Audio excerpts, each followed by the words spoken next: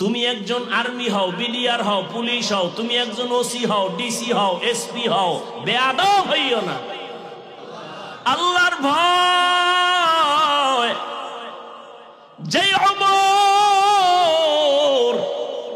রহমতের নবীর গর্দান কাটার জন্য তরবারি নিয়ে দৌড়ায়, ওই ওমর নবীর হাতে হাত লাগাইয়া এমন পাওয়ারওয়ালা হয়ে গেলেন, ওমর এখন যেই পথ দিয়ে চলে শয়তান ওই পথে আর আসে না। আমি কি মিথ্যা বললাম? একটু চিন্তা করেন তো 1 মিনিট। যেই শয়তান আল্লাহর সামনে চ্যালেঞ্জ দিছে আদম রে সেজদা দিবে, সেই শয়তান ওমরের দেখলে দৌড়। বুঝেন যে ওমর কেমন বেডা। একটা যুবক ছেলে মদের বোতল নিয়ে রাস্তা দিয়ে হাঁটে, হঠাৎ করে তাকায় দেখে অপর মাথায় ওমর। ওর ভেতরে কম্পন শুরু হয়ে গেছে, দৌড় দিতে পারে না।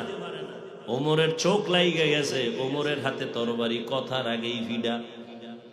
যুবক মদের বোতল ফালাইয়াও দিতে পারে না, বগলের নিচে মদের বোতলটা নিয়ে আসমানে তাকায় কয়, হে মালিক দয়া করে মাফ করে দাও, জীবনে মরে গেল মদ পান করুম না, ওমরের হাত থেকে আমারে বাঁচাও, আমার আর মদের শখ মিটে গেছে। খোদা ওমরে যদি আয়, ও কথার আগে তরবারি ওর হাতেই থাকে, উপায় নাই, তুমি বাঁচাও, আর জীবনে মদ খামু না, মরে গেল।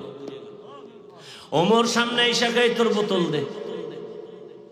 যেখানে বাঘের ভয়, যুবক কাঁপতেছে, মদের বোতল দেয় না।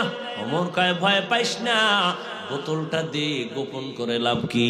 যুবক ভয় ভয় যখন ওমরের হাতে বোতলটা দিয়ে দিল, ওমর বোতলটা দিয়ে তাকায় দেখে 1 ফোঁটা মদও নাই, পুরা বোতলটায় সাদা দুধে ভরা।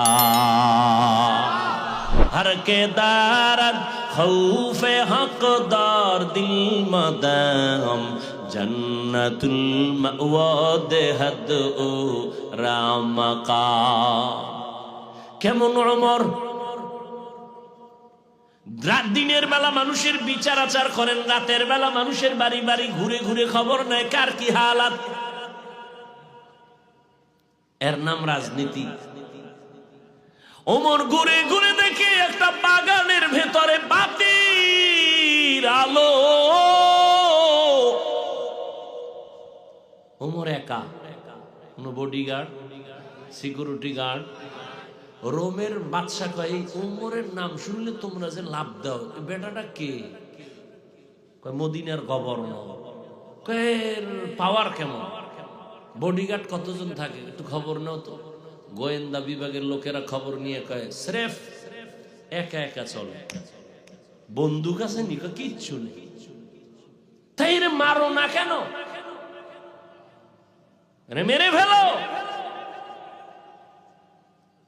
পুরস্কার দিব, যাও।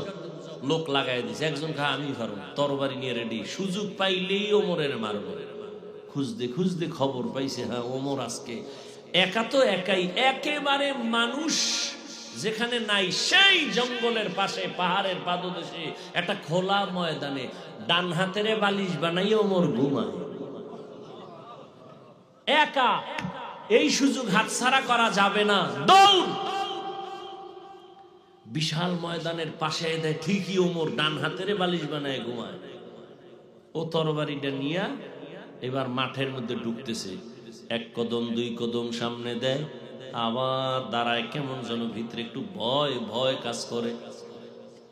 আবার সামনে যায়, আবার দাঁড়ায়, ভয়, আবার সামনে কদম দেয়, আবার দাঁড়ায়, ভয়। এভাবে করতে করতে করতে করতে হঠাৎ ওমরের প্রায় কিনারায়, আর 10-12 কদম দিলে মনে হয় কিনারায় চলে যাবে, স্বপ্ন সাকসেস হবে। কিন্তু না, আল্লাহর কুদরত। ওই লোকটা যুবক যখন তরবারি নিয়ে কাছাকাছি গেল, তাকায় দেখে ওমর একা ঘুমায় না, জঙ্গলের একটা বাঘ ওমরের পাহারা দেয়। এ দেখে ভয় পাইছে না, ভয়ের ঠেলায় দৌড় দিবে, কই তরবারি ফিরে গেছে। ওমর তাকাইছে, তাকায় দেখে অচেনা যুবক। এই যুবক দাঁড়াও। কই তো নাইছো? ভুল হয়ে গেছে। আর কত ভয় নেই, কি এই খবর কথা মার বেয়াদবি মাফ করে দেন, আমাকে কালেমা পড়ায়া দেন। এই উমর দেখে বাগানের ভিতরে কি জ্বলে গেছেন, ভুলে গেছেন। ওমর একা একা যায় কাছে দাঁড়াইছে, দেখে একটা ছোট ঘর, ভিতরে মহিলার আওয়াজ। মা তার কন্যা মেয়েটাকে বলে, কালকে দুধ বিক্রি করবি, গাভীর দুধ পানি বেশি দিস। কে কয়? মা মেয়েরে কয়। ওমর গোপনে দাঁড়ানো। মেয়ে কয়, মা ওমর যদি টের পায় কল্লা ফেলে দিবে। আম্মা জান কয়, এ কন্যা ওমর দেখবে না। মেয়ে ডাক দিয়ে কয়, আম্মা জান ওমর যদিও দেখবে না তো ওমরের আল্লাহ তো দেখবেন। ওমর কই? ওমরে ফারুক রাদিয়াল্লাহু আনহু এতটুকু শুনে চলে গেলেন। পরের দিন আদালতে বসে মা মেয়েকে ডাকালেন। তারা তো কাঁপতেছে, ওমর ডাকছে মানে ফাঁসি। ভয় সুন্দর চাদর বিছাইয়া পর্দা রক্ষা করে আপ্যায়ন করালেন আর বললেন, আম্মা জান আল্লাহর শুকর, আমি ওমরের খেলাফত সময় এত সুন্দর ফ্যামিলি জমিনে আছে। আপনার কপাল চাঁদ কপাল, একটা স্বর্ণের টুকরা মুক্তা পাইছেন আপনার মেয়েকে।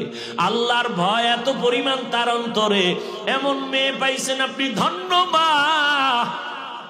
আমি ওমরের একটু কথা মানবেননি, শুনবেননি? বলে বলেন। বলে আপনার মেয়ে, যদি আপনি আলহামদুলিল্লাহ বলেন, আপনার মেয়েটাকে আমি ওমরের ছেলের জন্য বিবাহে নিতে চাই। মহিলা কি বলবে? হবে না? খুশি, আল্লাহর শুকর। খলিফাতুল মুসলিমিনের ছেলের কাছে আমার মেয়ে চলে যাবে, আমার কপাল আরো ধন্য। বিবাহ হয়ে গেল, ওমরের সন্তানের ঘরে মেয়েটা গেল। এমন এক আল্লাহর দেয়া মুক্তার সম্পদ, এই মেয়ের গর্বের ধারায় আসছে আর একটা চাঁদের আলো, ওমর ইবনে আব্দুল আজিজ। বাংলাদেশের একটি জেলার নাম গোপালগঞ্জ। গোপালগঞ্জ একটি থানা আছে টুঙ্গিপাড়া। টুঙ্গিপাড়া থানার পার্শ্বে বাংলাদেশের রাজনৈতিক লাইনের একজন ব্যক্তি আছে, সবাই জানে। কিন্তু এর পার্শ্বেই একজন আধ্যাত্মিক রাহবার আছে, আল্লাহর প্রিয় বান্দা, নিরঙ্কুশ আল্লাহর প্রিয় বান্দা। কেমন বান্দা? আইয়ুব খানের মতো মাস্তানকে বলেছিল, আয় আইয়ুব খান, টাকা দিয়া গরু কিনা যায়, শামসুল হক ফরিদপুরীকে কিনা যায় না। পাকিস্তান পিরিয়ডে ইংলিশের লেকচারার ছিলেন তিনি। কলকাতা আলিয়া থেকে তিনি ডিগ্রিধারী। লালবাগ মাদ্রাসা তার হাতের গড়া, বড়কাটারা মাদ্রাসা তার হাতের গড়া, ফরিদাবাদ মাদ্রাসা তার হাতের গড়া। শেষ পর্যন্ত সমাধি তার গওহারডাঙ্গা মাদ্রাসায়। ওই এলাকায় সবাই জানে সদর সাহেব হুজুর। তিনি এক বয়ান লিখতে গিয়া তিনি লিখছেন, পৃথিবীর প্রত্যেকটা মানুষ পাগল। কেউ টাকার পাগল, কেউ ক্ষমতার পাগল, কেউ চেয়ারের পাগল, কেউ নারীর পাগল, কেউ গাড়ির পাগল, কেউ সৌন্দর্যের পাগল, আর একদল পাগল শুধু আল্লাহর পাগল। যেই নারীর পাগল অল টাইম তার ফিকির আর জিকির নারী নারী নারী। যে বাড়ির পাগল সে অল টাইম তার অন্তরে ফিকির বাড়ি বাড়ি বাড়ি। যে ক্ষমতার ফিকির করে, ক্ষমতার পাগল, সে নামাজে দাঁড়াইয়াও ক্ষমতা, সে ওয়াজের প্যান্ডেলে আইসাও বক্তব্য দিয়া ক্ষমতা। বক্তা ওয়াজে বসে রাজনীতির ওয়াজ করতে পারবে না, তো রাজনীতির বক্তব্য চলে কেন ওয়াজের প্যান্ডেলে?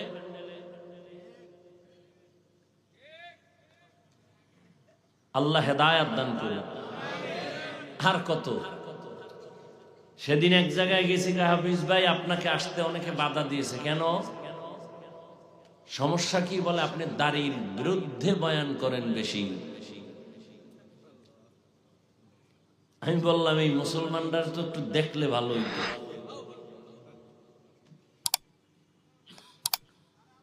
বয়ানে উঠা বললাম,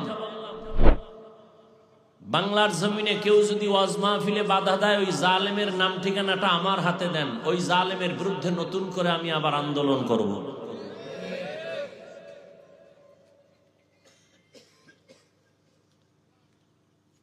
তাহলে দুনিয়ার সব মানুষ কি, যে যেইটার পাগল সে অল টাইম ওইটার ফিকিরে থাকে, তাই তো?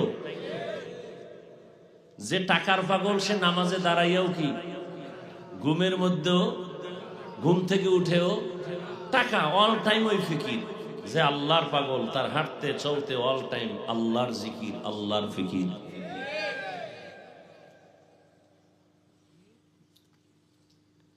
আল্লাহ আমাদের সহি বুঝদান করেন। কোথার থেকে কোথায় চলে আসছি দেখছেন নি কারবার? বলেন তো কোথার থেকে কোথায় আসছি, খবর নেই।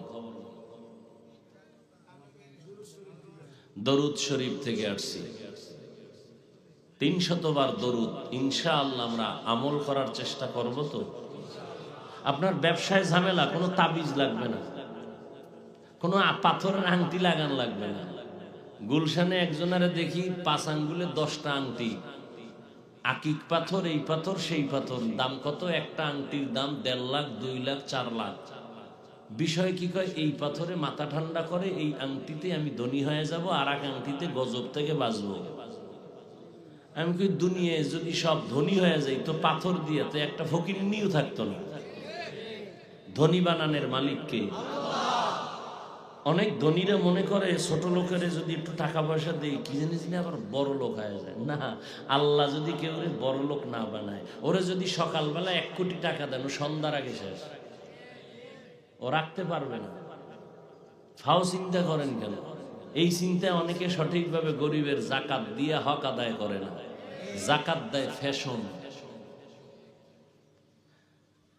আম্মাজান আয়েশা রাদিয়াল্লাহু আনহা তিনি জাকাতের মাল দিতেছেন, কর্মচারীকে বললেন, অমুক ব্যক্তি অসুস্থ বিছানায় আছে, তার কাছে জাকাতের মালটা দিবা, তবে শর্ত 3টা। মনে রাখেন কথাগুলো। শর্ত কয়টা? 1 নাম্বার শর্ত, জাকাতের এই টাকাগুলো তার হাতে দিবা না, সে যেখানে শোয়া ওই বিছনায় রাখবা। 2 নাম্বারে বলবা না এটা জাকাতের টাকা। 3 নাম্বারে জাকাত দেওয়ার পরে তার কাছে কোনো দোয়া চাইবা না।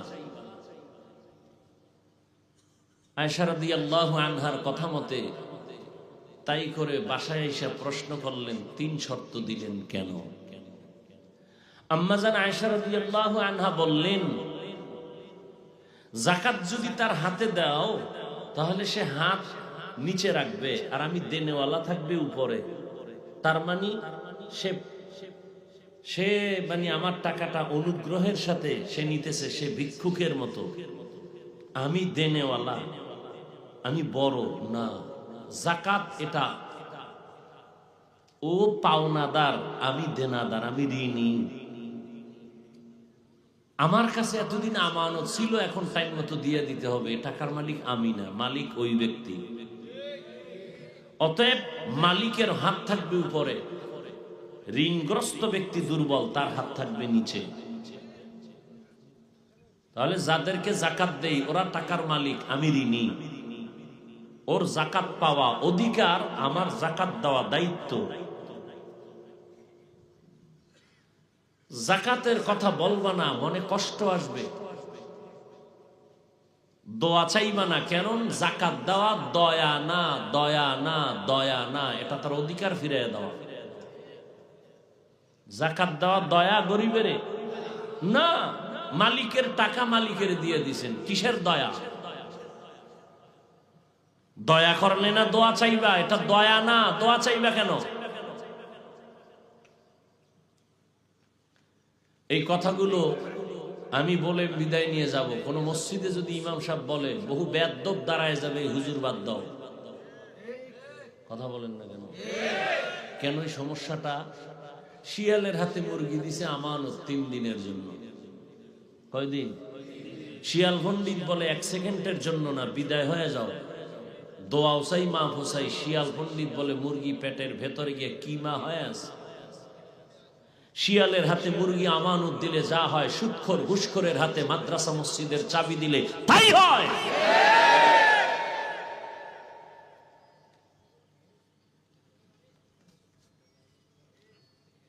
ইমাম সাহেব নিরপেক্ষ থাকতে হবে, কোনো দল করা যাবে না। কেন বলে মসজিদ মাথার মুকুট।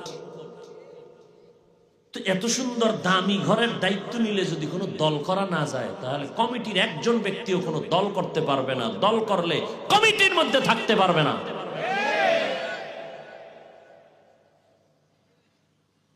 এই জন্য দুর্নীতিবাদ, চোর ডাকাতেরা ইসলাম চায় না, কারণ ওরা জানে ইসলাম আসলে দুর্নীতি বন্ধ, ইসলাম আসলে চাঁদাবাজি বন্ধ। এজন্য সব ইসলামের দুশ্মনেরা ইসলাম চায় না, কিন্তু বুঝে সঠিক শান্তির পথ ইসলাম ছাড়া আর একটাও নেই। বুঝার পরেও মানে না, মানতে চায়ও না। কেন? হুজুররা যদি আসে সমাজের প্রতিনিধি হইয়া, তাহলে বিপদ। দেখেন না বাংলাদেশে কিছু আলেম আছে, চেয়ারম্যান রানিং, কথা বলেন না কেন? নাই? খবর নেন ওই আলেমের ইউনিয়নের। বাংলাদেশের মধ্যে ইউনিয়নের মানুষগুলো বেহেশতের বাগানে আছে, খবর নেন। আলেম উম্মতের দায়িত্ব নিলে চুরি হবে না, দুর্নীতি হবে না, মানুষ তার অধিকার ফিরে পাবে। নোয়াখালী, লক্ষ্মীপুর, হাফিজি হুজুরের জামাতা খালিদ সাইফুল্লাহ দামাত বারাকাতুহু, বুড়া মানুষ, উপজেলা চেয়ারম্যান নির্বাচনে বিজয় হয়েছেন। কঠিন প্রতিবাদের মুখেও সাইকেল চালায় চালায়া সরকারি বরাদ্দ চাউলগুলো নিজে নিজে বাড়িতে গিয়া মেপে মেপে দিয়ে আসে, বলে এটা আমার দায়িত্ব। রাজনীতি শিখতে হলে তো ওমর থেকে শিখো, আবু বকর থেকে শিখো, রসুল থেকে শিখো। রাষ্ট্র তো নবীজি চালায় দেখাইছেন, রাষ্ট্র কেমনে চালাইলে শান্তি পাবে মানুষ। আবু বকর রাষ্ট্র চালায় দেখাইছেন উম্মতকে শান্তি দিলে কেমনে রাষ্ট্র চালাইতে হয়। ওমর রাষ্ট্র চালায় দেখাই দিয়েছেন শান্তি দিতে হলে কিভাবে রাষ্ট্র চালাইতে হয়। সুলাইমান নবী রাষ্ট্র চালাইছেন, ইউসুফ নবী মিশরকে শাসন করেছেন। আর তুমি এখানে বয়াম লাম্বা মোসরাইখা তেল মাইরা বলো ইসলামের রাজনীতি নাই। না, ইসলামের রাজনীতি নাই। ইউসুফ নবী রাষ্ট্র চালান নাই, সুলাইমান নবী রাষ্ট্র চালান নাই, কোরআন শরীফে ঘটনা নাই। কেন বলো রাজনীতি নাই? হ্যাঁ, তোমার চান্দাবাজি আর ধান্দাবাজি পচা রাজনীতি কোরআনে নাই। ইসলামের রাজনীতি কি? মালিক যেই প্লেটে খাবে গোলাম একই প্লেটে খাবে। ইসলামের রাজনীতি কি? কর্মচারী কাজ করবে, ঘাম ঝরার আগে বেতন দিয়ে দাও। আর ধান্দাবাজি আর চান্দাবাজির রাজনীতি কি? মালিক খাবে 500 টাকা দামের খেজুর, কর্মচারী খাবে পায়ে ফিসা 8 আনা দামের খেজুর।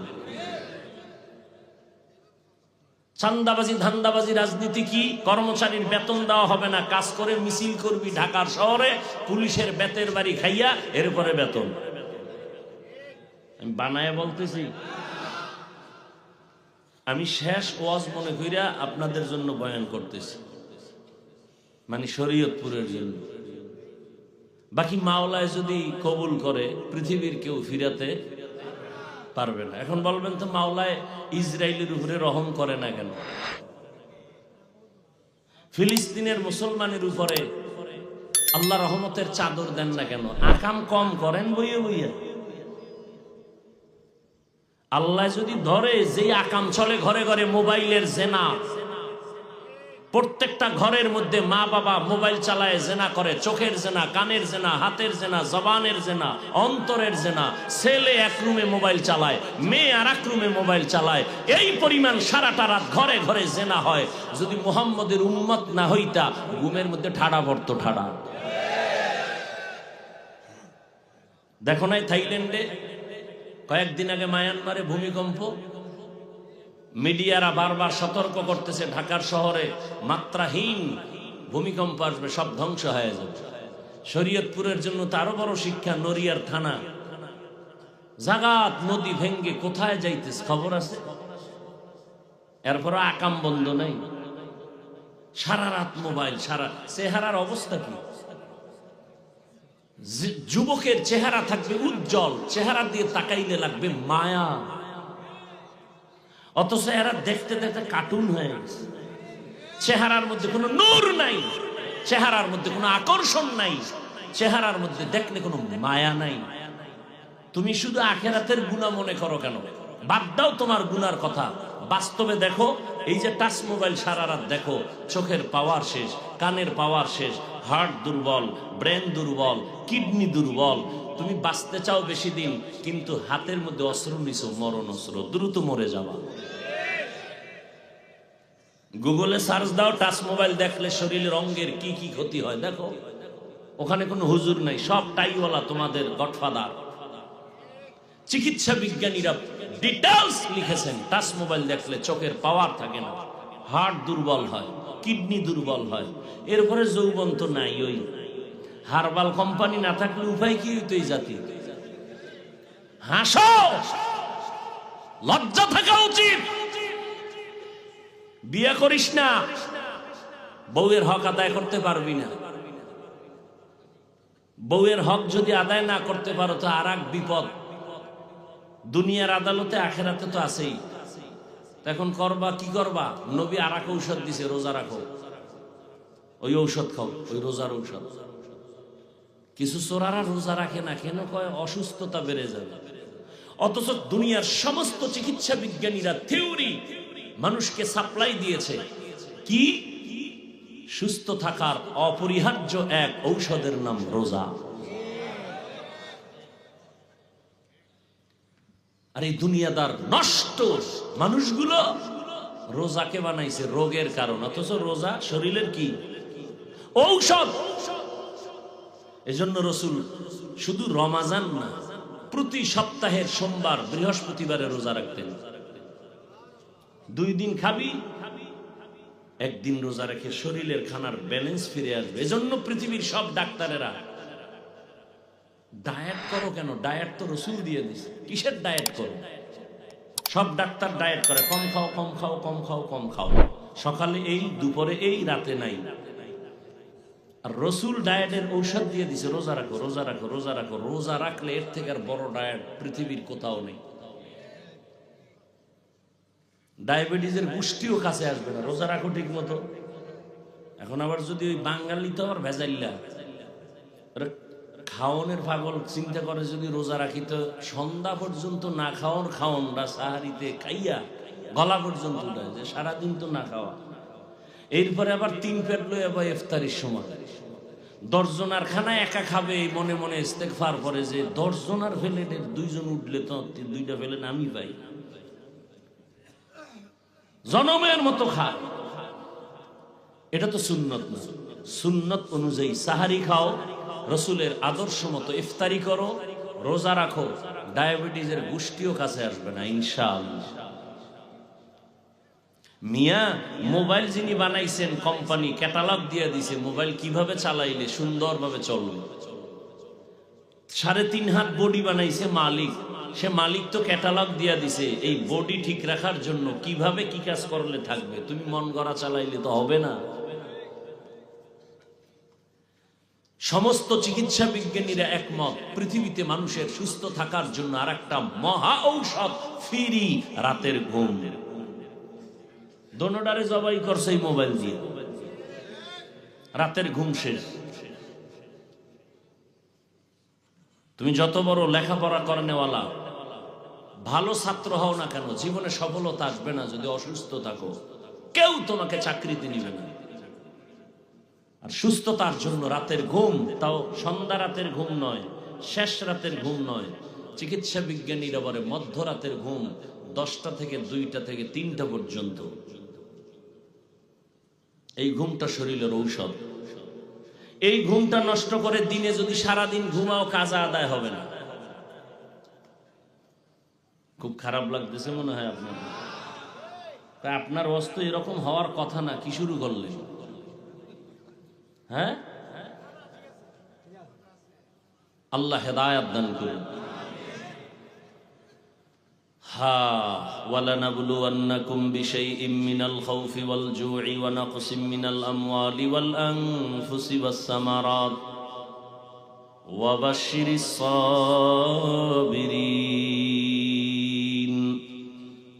আল্লাহ তাআলা বলেন, আমি দুনিয়ার মানুষ যারা তোমাদেরকে পরীক্ষা করবই করব। ও মুমিন, পরীক্ষা করতে গিয়ে আমি আল্লাহ তোমাকে প্রথমে যেই জিনিস দিয়ে পরীক্ষা করব তার নাম ভয়। দ্বিতীয় আরেকটা জিনিস দিয়ে তোমাকে পরীক্ষা করব, ক্ষুধা। তৃতীয় তোমার সম্পদের ঘাটতি। চতুর্থ জানের ঘাটতি। পঞ্চম তোমার ফলের ঘাটতি দিয়া। পাঁচটা জিনিসের দ্বারা আমি তোমাকে পরীক্ষা করব দুনিয়াতে। পাশ করার জন্য একটা মেডিসিন লাগবে, মেডিসিনের নাম হলো ধৈর্য। রহমতের নবী বলেন, মাইয়ুরিদিল্লাহু বিহি খাইরান ইউসিব মিন, আল্লাহ যাকে বেশি মহব্বত করেন, ভালোবাসেন, তাকে মুসিবত দিয়ে ধৈর্যের পরীক্ষা নিবেন। স্বামী আর স্ত্রী বৈশা মহব্বতের আলোচনা করে এক সময় হঠাৎ করে স্ত্রী বলে, স্বামী তুমি আমারে কেমন মহব্বত করো, ভালোবাসো? স্ত্রী দিনদা, ভালো বাবার মেয়ে, ডানা কাটা ভরি না। এখন তো সব ডানা কাটা ভরি, ঘরে এসেই ডানা কাটে। প্রথমে এসে কয়, তোর মায়ের ডানাটা ভালো না, এখান থেকে দূরে যাইতে হইব। কিছুদিন পরে কয়, তোর বাবার ডানাও ভালো না। ডানা কাটা আনছে না, বাবারটা কাটবে, মায়ের ডাকাই ডাকা তো কি করবো, ও মগা তো। ও আবার বউর পাও চাইতে চলে, কারণ খাইছে পায়খানা যৌতুকের নামে। শরীয়তপুরে মনে হয় গজব নাই, বাথরুমে ঢুইকা 10 গ্রাম পায়খানা খাইও, বাইরে নাই না হালাল সাবান দিয়া কুলি করবা, গন্ধ থাকবে না। আর যৌতুক যারা খাও, জাহান্নামের আগুন ছাড়াই গন্ধ যাবে না। যৌতুক যারা নেয়, যারা দেয়, যারা সহযোগিতা করে, পৃথিবীর নিকৃষ্ট জালেম, বড় ডাকাত, বড় ছোট লোকের বাচ্চা, ফকিন্নি।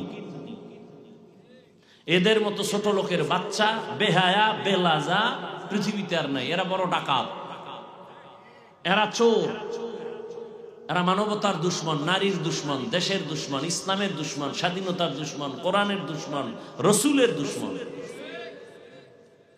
এদের মরণ হবে অকাল মরণ। কি কাল মরণ? দলিল চাও? শুনো দলিল। قال رسول الله صلى الله عليه وآله وسلم اثنان يعجلهما الله في الدنيا البغي وعقوق الوالدين। রহমতের নবী বলেন, দুইটা গুনাহ আছে যা করলে শাস্তি হবে দুনিয়ায়। এক নাম্বার গুনাহ হলো জুলুম, দ্বিতীয় অপরাধ হলো মা বাবার সাথে বেয়াদবি। এই দুই অপরাধ করলে শাস্তিটা মরার আগেই হবে। জুলুম করলে শাস্তি হবে মরার আগে, মা বাবার সাথে অপরাধ করলে শাস্তি হবে মরানোর আগে। জুলুম 3 প্রকার। আল্লাহর সাথে জুলুম, নিজের সাথে জুলুম, অন্যান্য মাখলুকাতের সাথে জুলুম। আল্লাহর সাথে জুলুম হইল, বড় জুলুম হলো শিরিক করা। ইন্না শিরকা লাযুলমুন আযীম। নিজের সাথে কি জুলুম এগুলো বুঝাবার সময় নাই। যেমন সংক্ষেপে বলি 2-1 মিনিটে, আল্লাহ হাত দিছেন যেই কাজের জন্য, ওই হাতটা ওই কাজে ব্যবহার না করা হাতের জুলুম। আল্লাহ 2টো চক্ষু দান করেছেন, ওই চক্ষু 2টা একটা কাজের জন্য দিয়েছেন। চোখ দিয়া শুধু মোবাইল তাকায়া দেখার জন্য দিছেন। এই 2টো চোখ দিয়া মা বাবার চেহারা দেখবা সওয়াব। এই 2টো চক্ষু দিয়া কোরআন খুলে খুলে তাকায়া দেখবা সওয়াব। এই 2 চক্ষু দিয়া আলেমের দিকে তাকাইবা সওয়াব। এই 2টো চক্ষু দিয়া তুমি বাইতুল্লাহর দিকে তাকায় থাকবা সওয়াব। যদি এই চোখ ভিন্ন কাজে লাগাও, চোখের জুলুম। এগুলো ব্যক্তি হিসেবে এক জুলুম। আর আমি বলতে আমি একা না। কু আনফুসাকুম ওয়া আহলিকুম নারা। আমি বাবা, আমার সন্তান আহাল। আমি স্বামী, আমার স্ত্রী আহাল। আমি শিক্ষক, আমার ছাত্র আহাল। আমি মসজিদের ইমাম, আমার মুসল্লিগণ আহাল। আল্লাহ বলেন, ইয়া আইয়ুহাল্লাযীনা আমানু কু আনফুসাকুম ওয়া আহলিকুম নারা ওয়াকুদুহান নাস ওয়াল হিজারা আলাইহা মালাইকাতুন গিলাযুন শিদাদুন লা ইয়াসুনাল্লাহা মা আমারাহুম ওয়া ইয়াফআলুনা মা ইউমারুন।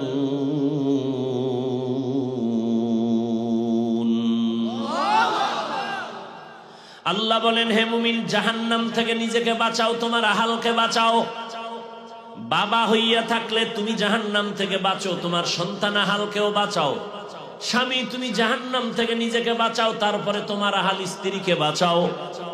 ইমাম সাহেব, জাহান্নাম থেকে নিজেকে আগে বাঁচাবেন, তারপরে আপনার আহাল মুসল্লিদেরকেও বাঁচাবেন। শিক্ষক, আপনি জাহান্নাম থেকে আগে নিজেকে বাঁচাবেন, ছাত্র আহালকেও জাহান্নাম থেকে বাঁচাবেন। নিজে বাঁচছেন, আহালকে বাঁচান নাই, জান্নাত পাওয়া যাবে না। বড় কঠিন। তাহলে নিজের সাথে জুলুম, তার মানে আমার ব্যক্তির সাথে জুলুম। ছেলের যেইভাবে ছেলেটাকে চালাইতে আল্লাহ বলছেন ওইভাবে না চালানো, ছেলের উপরে জুলুম। স্ত্রীকে যেইভাবে আল্লাহ চালাইতে বলছেন নবীর আদর্শ মতে, ওইভাবে যদি না চালাইতো স্ত্রীর উপরে জুলুম।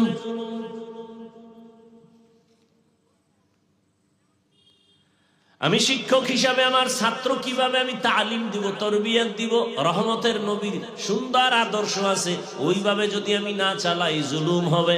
ছাত্র অন্যায় করছে, একটা ধমকের, খুব খেয়াল করেন, ছাত্র অপরাধ করেছে শুধু একটা ধমক দেওয়ার মতো, বেতের বাড়ি দেওয়া জুলুম। আবার বেতের বাড়ির মতো অন্যায় করছে, কয় বেতের বাড়ি? কয় একটা।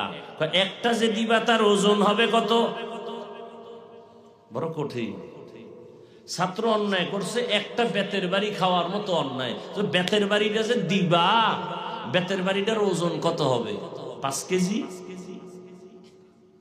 1 কেজি, আধা কেজি? বড় কঠিন। ছাত্রর যদি বেতের বাড়ির অবস্থা হয় মাত্র 10 গ্রাম, আমি যদি আধা কেজি ওজনের একটা বাড়ি মারি, জুলুম। ছাত্র অপরাধ করেছে, আধা কেজি ওজনের একটা বাড়ি খাবে, আমি 1 কেজির বড় বোঝা নিয়ে যদি জোরে বাড়ি মারি, জুলুম। আবার সেই বাড়িটা বা সেই থাপ্পড়টা আল্লাহর বানানো চেহারার মধ্যে দেওয়া যাবে না, দিলে জুলুম। কারণ কোন ব্যক্তির চেহারা আঘাত করা যাবে না, জায়েজ নাই, হারাম। স্ত্রীকে শাসন করো, চেহারার মধ্যে আঘাত করবা না, হারাম। সন্তানকে শাসন করো, চেহারায় আঘাত করবা না, হারাম। ছাত্রকে শাসন করো, চেহারা আঘাত করবা না, হারাম। বুঝেননি কথা?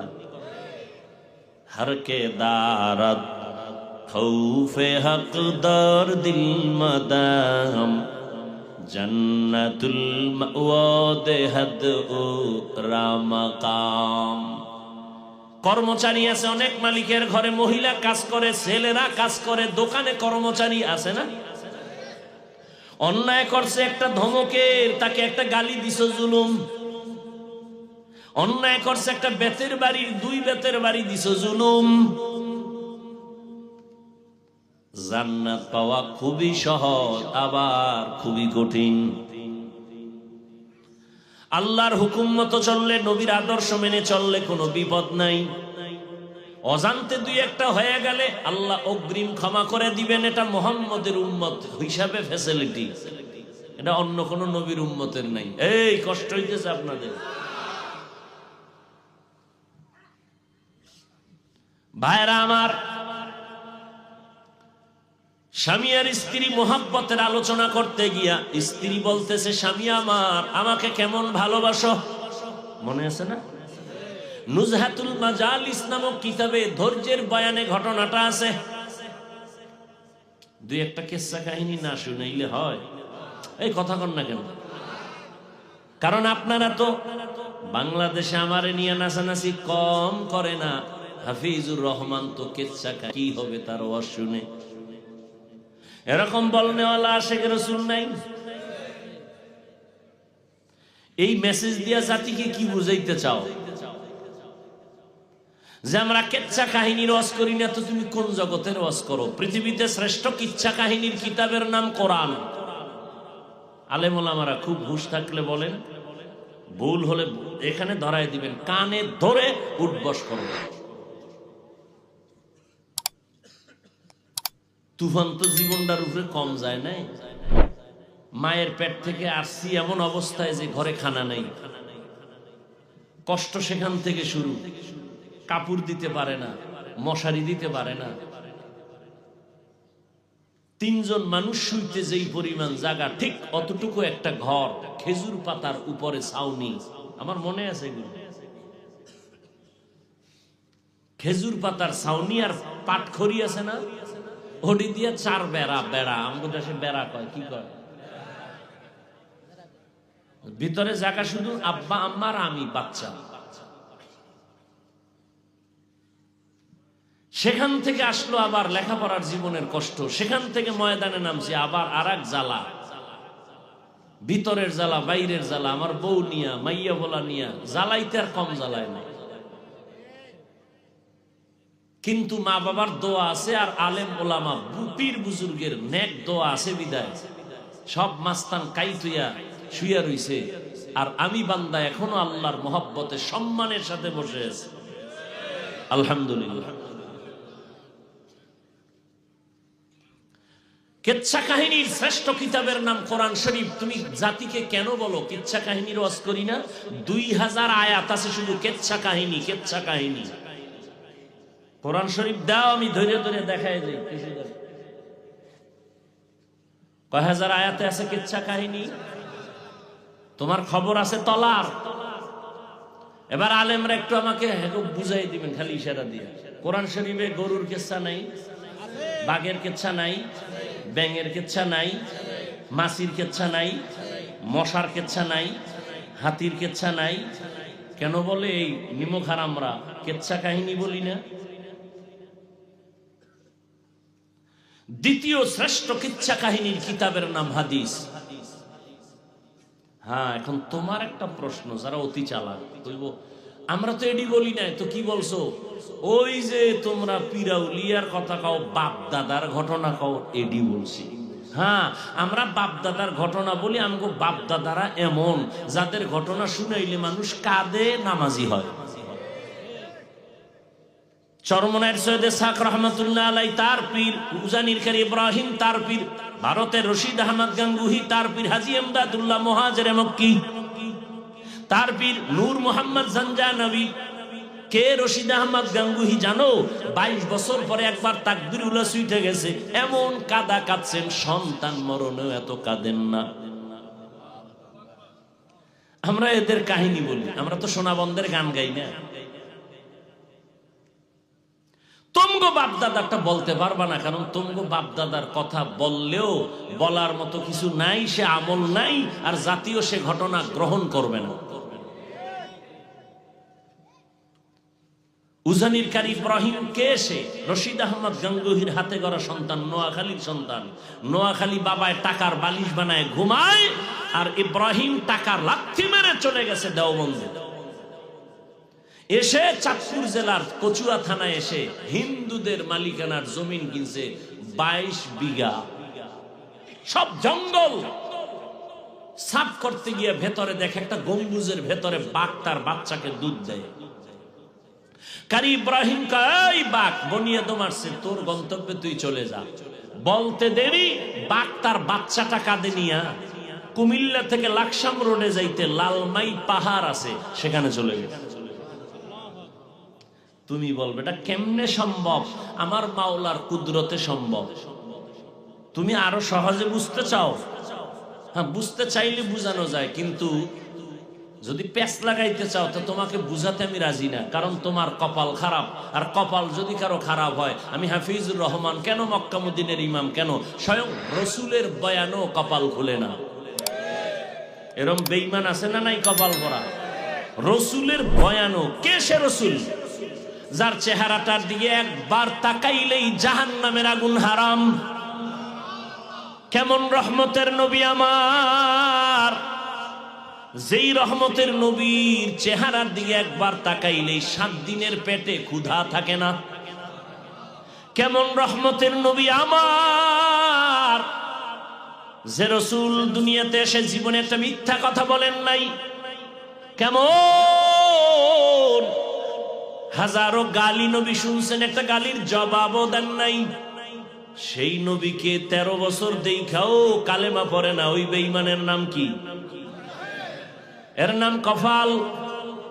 অন্যদিকে একটা যুবক 27 বছর বয়স, তরবারি নিয়ে দৌড়ায় মুহাম্মদের কল্লা কাটার জন্য। 27 বছরের যুবক তরবারি নিয়ে নবীর চেহারার দিয়ে তাকায়, তরবারিটা ফালায় বলে, নবী বেয়াদবি মাফ করে দেন, কালেমার রশি গলায় লাগায় দেন। এর নাম কফাল। जिंदगी में बंदगी तू करना है, जिंदगी में बंदगी तू करना है, जिंदगी बे बंदगी शर्मिंदा है, जिंदगी बे बंदगी शर्मिंदा है। यहाँ हम सब मुसाफिर दिल ना लगा, अहले दिल की नजर से रूह करता जा,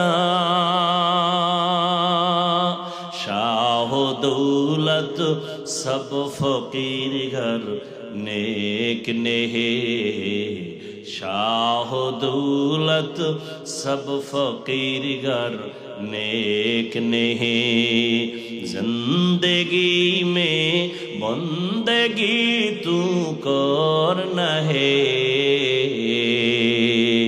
जिंदगी में बंदगी तू करना है, जिंदगी बे बंदगी शर्मिंदा है, जिंदगी बे बंदगी शर्मिंदा है, जिंदगी में बंदगी कुन बंदगी, जिंदगी बे बंदगी शर्मिंदगी। স্ত্রী বলে, স্বামী তুমি আমাকে কেমন ভালোবাসো? স্বামী বলে, তুমি আমার জীবন, তুমি আমার মরণ, তুমি ছাড়া আমার কিছুই নাই, তুমি আমার জীবনের সব, যা চাইবা তাই পাইবা, চাহিবা মাত্র আমি দিতে বাধ্য। খেয়াল করিয়েন কিন্তু, স্ত্রী কয় যা চাবো তাই দিবা? হ্যাঁ। বলে সত্য? বলে সত্য। কসম? কসম। স্ত্রী তো দিনদার, স্বামীকে একটু এই সুযোগে এক চান্স একটু পরীক্ষায় ফেললেন। স্ত্রী বলে, তুমি আমাকে যা চাবো তাই দিবা? কহা তাই দেব। বলে তালাক দাও। কি দাও? আমাকে 3 তালাক দাও। স্বামী বলে, কল্লা ফেলে দিব, এটা আমার দ্বারা সম্ভব না। কি বললা? বলে তুমি ওয়াদা করেছো, কসম করেছো, যা চাইবো তাই দিবা, তালাক দাও। বলে এটা কি কোনো কথা? বলে না, ওয়াদা করেছো দিতেই হবে, দাও। মৃদু তর্ক যখন শুরু হয়ে গেল, দুজনের সমাধানের জন্য জমানার নবীর দরবারে রওনা। রাস্তার মাঝে গিয়া স্বামী বেচারা রাস্তায় পড়ে গিয়া পা ভেঙে গেছে, চিৎকার দেয়, কান্না করে, আমাকে বাঁচাও। স্ত্রী হাতটা ধরে বলে, নবীর দরবারে যাওয়ার প্রয়োজন নাই, চলো বাড়ি চলো। বাড়ির মধ্যে গিয়া স্বামীকে বলে, যেই তালাক চাইছিলাম আমি আমার কথাটাকে উল্টো করে নিলাম, বেয়াদবি মাফ করো। স্বামী কয়, চাইলি কেন? চাওয়ার পরে আবার উল্টো করলি কেন? এবার স্ত্রী ডাক দিয়া বলে, তুমি নবীর হাদিস শুনছো না? কি? বলে নবী বলছেন, মাইয়ুরিদিল্লাহু বিহি খাইরান ইউসিব মিন, আল্লাহর নবী বলেন, যাকে আল্লাহ বেশি আদর করেন, ভালোবাসেন, তাকে আল্লাহ মুসিবত দিয়ে পরীক্ষা নেন। আমি আমার আব্বা আম্মার ঘর বাড়ি ছাইরা তোমার ঘরে সংসার করি, এত বছরে কোনো মুসিবত দেখি না, তোমার মধ্যে কান্নাকাটি নাই। বুঝলাম যেখানে মুসিবত নাই সেখানে আমার মাওলার রহমত নাই, আর যেখানে আল্লাহর রহমত নাই আমিও সেখানে আর থাকতে চাই না। এই নিয়তে তালাক চাইছি, কিন্তু রাস্তার মাঝে হঠাৎ তুমি যখন পড়ে গিয়া পা ভেঙে ফেলেছো, তখন চোখের পানি আসছে, মুসিবত আসছে, ভেবে নিলাম মুসিবত আসছে তো রহমত চলে আসছে। আল্লাহর রহমত যেখানে আছে আমিও সেখানে আছি। হরকে দারাত খৌফে হকদার দিল মদম জন্নতুল মাওয়া দেহদ ও রাম কাম জুজবা হক চি জে মখাজ ইনসোজা ফজলে উআ মস্তে দরজুম লা জাহা وَلَنَبْلُوَنَّكُمْ بِشَيْءٍ مِّنَ الْخَوْفِ وَالْجُوعِ وَنَقْصٍ مِّنَ الْأَمْوَالِ وَالْأَنفُسِ وَالثَّمَرَاتِ। পাঁচটা জিনিসের দ্বারা আল্লাহ পরীক্ষা করবেন মুমিনকে, কোনো বেঈমানকে না। পরীক্ষা কার জন্য? মুমিন। স্কুল কলেজে আর মাদ্রাসায় যে ভর্তি ফরম নিয়ে ভর্তি হয়, ছাত্র হয়, ক্লাস করে, তার জন্য পরীক্ষা। যে স্কুলের ছাত্র না, ওর জন্য পরীক্ষা নাই। কালেমা পইরা ইমানের ফরম পূরণ করিয়া যারা জান্নাতি স্কুলে ঢুকবে তাদের জন্য পরীক্ষা। যারা মুমিন হবে না, কালেমা পড়বে না, তাদের জন্য কোনো পরীক্ষা নাই। আবার পরীক্ষার কোয়ালিটি একটু আলাদা। ক্লাসের ছাত্র যার ব্রেন যত বেশি ভালো তার প্রশ্নটা একটু কঠিন হয়, যে একটু দুর্বল তার প্রশ্নটা দুর্বল হয়। মুমিনের মধ্যে কালেমাওয়ালাদের যাদের ইমান তাজা তাদের পরীক্ষা কঠিন, আর যাদের ইমান দুর্বল তাদের পরীক্ষাও বড় দুর্বল। সমস্ত মুমিনের মধ্যে তাজা ইমানওয়ালা সমস্ত আম্বিয়া কেরাম, এজন্য তাদের পরীক্ষা অনেক কঠিন। আদম আলাইহিস সালামের পরীক্ষা কত কঠিন, এক একটা যদি শুধু বলতে থাকি শেষ হয়ে যাবে, রাত পার হয়ে যাবে। জান্নাতের মধ্যে আদমকে বানাইয়া আল্লাহ ঘুম পাড়ায় দিলেন, জান্নাতি বিছানায় আরামের ঘুম। আদম তো এমন ঘুম দিছে, আল্লাহ তার আদমের পৃষ্ঠ থেকে কুদরতের হাত লাগায় একটু কিছু নিয়া আম্মাজান হাওয়া আলাইহিস সালামকে বানাইয়া জান্নাতের মধ্যে পোশাক পরায় একটু দূরে বসায় রাখছেন। আদম নবী সেখানে সজাগ হইয়া হঠাৎ করে অপরিচিত অবলা সুন্দরী রূপসীর দিকে তাকায়া চেহারাটা দেখে বড় ভাল লাগে, ভালো মনের আকর্ষণ হচ্ছে বারবার। আল্লাহ কয় ফেরেশতারা বলো, আকর্ষণ যদি হয় একটু লাইন করে যেতে হবে, বেলাইনে যাওয়া যাবে না। বলে কেমনে? কয় বিবাহের খুতবা হবে, তোমরা ফেরেশতারা সাক্ষী থাকবা, আর ওই মহিলার কাছে যাওয়ার জন্য মহিলার কিছু হক আছে, আগে দেওয়া লাগবে মোহর। খুতবা হয়ে গেল, ফেরেশতা সাক্ষী, মোহর দেবে কি দিয়া? আল্লাহ কয় 4 বার কি 11 বার আমার মুহাম্মদের নামে দরুদ পড়, মোহর আদায় হয়ে যাবে। ভাইরা আমার, এবার স্বামী আর স্ত্রী দুজন চলছে জান্নাতের বাড়ি। আল্লাহ কাইয়া আদম উসকুন আনতা ওয়া যাওজুকাল জান্নাহ ওয়া কুলা মিনহা রাগাদান হাইসু শিতুমা ওয়া লা তাকরাবা হাযিহিশ শাজারাতা ফাতাকুনা মিনাজ যালিমিন।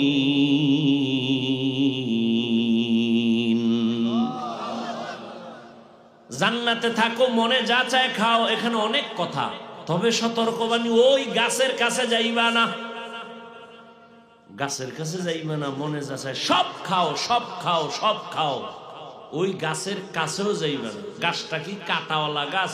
কয় না। বিষ? কয় না। তো যাবা না কেন? কয় গাছের ফলটা খুব মজাদার। তো নিষেধ করলেন কেন আমার আল্লাহ? কয় আসলে ওই গাছটাকে নিষেধ করার মানি আদমকে ওখানে না যাওয়া উদ্দেশ্য না। উদ্দেশ্য হলো কিয়ামত পর্যন্ত আনেওয়ালা উম্মতের জন্য একটা বিধান কায়েম করা। কি বিধান? মুখ আছে খাওয়ার জন্য, খানাও সামনে, ক্ষুধাও আছে পেটে, পাইলেই খাস না, রেস্ট্রিকশন দেওয়া আছে, সীমাবদ্ধতা আছে। খবরদার, আমি আল্লাহ যেই খানা তোর জন্য হালাল করেছি তাই খাবি, যেটা হালাল না তা খাবি না। বাংলাদেশে কাদিয়ানিকে কোনো মুসলমান পছন্দ করে না, অথচ কাদিয়ানির পণ্য ঘরের মধ্যে বোঝাই। ইসরায়েলের বিরুদ্ধে সব মুমিনরা রাস্তায় নেমে গেছে, কিন্তু তার পণ্য ঘরে ঘরে, দোকানে দোকানে, যেই জিনিস খাওয়া হারাম তা ব্যবসাও হারাম। মদ পান করা হারাম, মদের ব্যবসা করা হারাম। বিড়ি পান করা হারাম, তো বিড়ি ব্যবসা করা হারাম। খুব সাবধান, যেই জিনিস ব্যবহার করা হারাম এটার ব্যবসাও হারাম। আদম নবী জানেন আপনারা, ভুল করে ওখানে গেলেন শয়তানের ওয়াসওয়াসায়। একটা ভুলের জন্য 300 বছর পর্যন্ত আদম নবী কান্না করেছেন। একটা ভুল, কেমন ভুল? মার্জিত ভুল, অমার্জিত ভুল না। আদম আলাইহিস সালাম 300 বছরের উপরে কাঁদছেন, জবালে রহমতের উপর উঠা দোয়া করছেন, রব্বানা যালামনা আনফুসানা ওয়া ইল্লাম তাগফির লানা ওয়া তারহামনা লানাকুনান্না মিনাল খাসিরিন। আদম আলাইহিস সালামকে আল্লাহ মাফ করছেন। আদম নবীকে আল্লাহ কি করে দিবেন? এখানে অনেক কথা ভাই, আপনাদের মনে হয় বিরক্ত মনে হইতেছে আমার কাছে। হ্যাঁ, এই উঠা বসা কেন? এইগুলি আমি মোটেই পছন্দ করি না। আপনারা কষ্ট করে আমাকে দাওয়াত দিয়ে আছেন আমার সাথে চালাকি করার জন্য, তো 2-1 ঘন্টা বসলে কি আপনাদের কঠিন ক্ষতি হয়ে যাবে? আচ্ছা, বসার ব্যারাম যদি দীর্ঘ টাইম না থাকে, বসতে না পারেন, এই ব্যারাম থাকলে ঢুকছেন কেন? আপনারা জোর করে কেউ ঢুকেছে?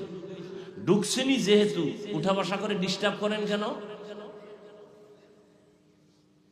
নাটকের মতো মনে চাইলে বসলেন, মনে চাইলে উঠে গেলেন। আপনার খবর নেই প্যান্ডেলটার দাম কত, এই ময়দানের দাম আপনার খবরই নেই। মুসলমান দাবি করেন শুধু ঘুমে ঘুমে। এই প্যান্ডেলটার দাম কত? রসুল বলেন বসা মাত্র সব জীবনের গুনাহ মাফ। শুধু প্যান্ডেলের এই মজলিসটার দাম নিয়ে আলোচনা করলে আরো 20 মিনিট যাবে। এই মজলিসটার দাম কত?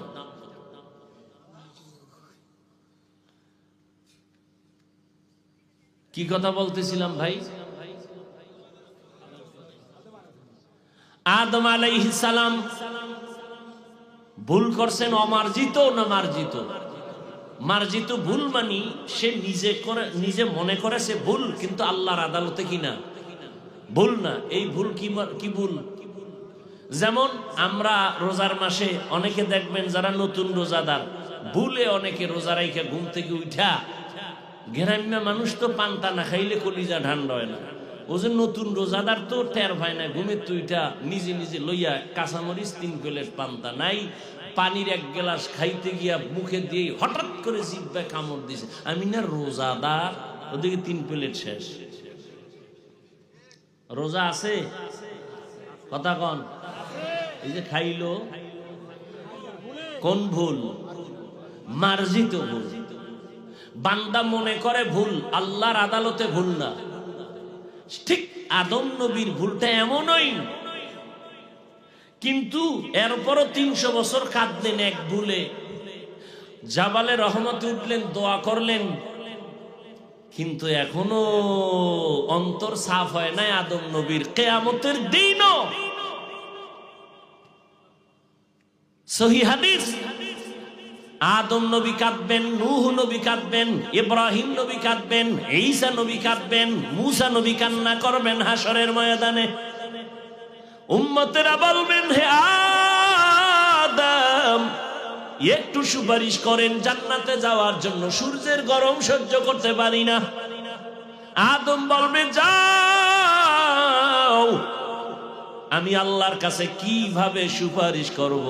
নিষিদ্ধ গাছের কাছে যায় তো একটা ভেজাল লাগাইছি, না জানি আমার আজ কি উপায় হয়, আমি আমার চিন্তায় আছি, আমি করার জন্য সুপারিশ করতে পারবো না। 300 বছর কাইন্দেও কিয়ামতের হালাত যদি এমন হয়, একটু চিন্তা করেন কিসের পেছনে দৌড়ান। ওয়ালানাবলুওয়ান্নাকুম বিশাইইম মিনাল খাউফি ওয়াল জু'i ওয়া নাকসিম মিনাল আমওয়ালি ওয়াল আনফুসি ওয়াস সামারাত। মুমিনের জন্য দুনিয়াটা পরীক্ষার হল। পরীক্ষার হলের মধ্যে ঢোকার পরে কেউ প্রশ্নের উত্তর সঠিক লেখে, কেউ বেঠিক লেখে, কোনো বাধা দেওয়া হয় না, সবার জন্য সমান সময় দেওয়া হয়। কেন? পরীক্ষার হল স্বাধীনতার জায়গা, বাধা দেওয়ার নিয়ম নাই। প্রশ্নের উত্তর যে উল্টা পাল্টা লেখে তাকেও যেমন বাধা দেয় না, যে সঠিক লেখে তাকেও কেউ বাহ দেয় না। কারণ এখানে বাধা দেওয়া যাবে না, উৎসাহ দেওয়া যাবে না। ফলাফলের বেলায় বের হয়ে যাবে কে পুরস্কার পাবে, কে তিরস্কার পাবে। দুনিয়াটা পরীক্ষার হল, স্বাধীন। মসজিদের দরজা খোলা, মন্দিরের দরজা খোলা, কোন দিকে তুমি ঢুকবা তোমার পরীক্ষা চলতেছে। তুমি মন্দিরেও যদি ঢুইকা সন্দেশ খাইয়া বলো ভগবান কও, আমরা আল্লাহ কই, কথা তো একই। আল্লাহ তোমারে ধইরা ফেলবে না। মসজিদে গিয়ে যদি আল্লাহর কাছে গুনাহ মাফ চাও, আল্লাহ তোমাকে বাধাও দিবে না। কেন? পরীক্ষার হল। তুমি গুনাহ করলেও আল্লাহ ধরবেন না। তুমি যদি বান্দা অন্যায় না করিয়া আল্লাহর হুকুম মানো, তোমাকে আল্লাহ পাক আসমান বরাবর সম্মান দিবেন, তাও না। হ্যাঁ, অন্যায়টা যদি একটু সীমার বাইরে যাও তো ধরে ফেলবেন। যেমন পরীক্ষার হলের মধ্যে ছেলে মেয়ে প্রশ্নপত্রের জবাব লিখতেছে পেপারে, লিখতে লিখতে কেউ বাধা দেয় না, উল্টা পাল্টা লেখে। কেউ বাধা দিবে? দেয় না। হঠাৎ কইরা ম্যাজিস্ট্রেটের নজরে পড়ছে জুতার ভিতরে বইয়ের ফিরিস্টা বের করে করে নকল করে। এবার ধরবেনি? সীমা লঙ্ঘন করছে, এখন আর ছাড়া নাই। ঠিক দুনিয়াতে তুমি এই পরীক্ষার হলে নামাজ না পড়লে তোমাকে আল্লাহ ধরবেন না। নামাজে ঢুকছো, আল্লাহ তোমাকে বাধাও দিবেন না। তুমি যদি ক্যাপ লাগাও, তোমাকে আল্লাহ পাক বাধা দিবেন না। তুমি যদি টুপি লাগাও, মুসলমানের নিষেধ নাই। তুমি দাড়ি কাটো, আল্লাহ তোমাকে বাধা দিবেন না। যদি তুমি দাড়ি লম্বা করো, তোমাকে নিষেধ করবেন না। পরীক্ষার হল। কিন্তু যদি অন্যায়ের একটা সীমার বাইরে গিয়া যদি আমার আল্লাহরে গালি দাও, কোরআনের বিরোধিতা করো, ইসলামের বিরুদ্ধে মারাত্মক কোনো অন্যায় করে ফেলো, মরার আগেই আমার আল্লাহ তোমাকে ধরে ফেলবেন। মরার আগেই ধরে ফেলবেন। একটু আগে না হাদিস বলছি, দুইটা অন্যায় করলে শাস্তি মরণের আগে। একটার নাম জুলুম, আর একটার নাম মা বাবার সাথে বেয়াদবি।